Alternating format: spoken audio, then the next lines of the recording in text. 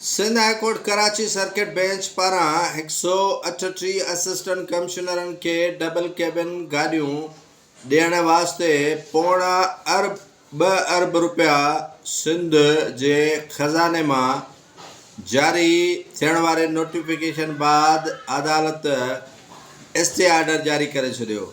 Assistant कमिश्नरनि खे गाॾियूं ॾियण वारो फ़ैसिलो कलदम करार ॾींदे अदालत 4 हफ़्तनि में सिंध जे हुकूमत खां रिपोर्ट तलब करे वरिती आहे।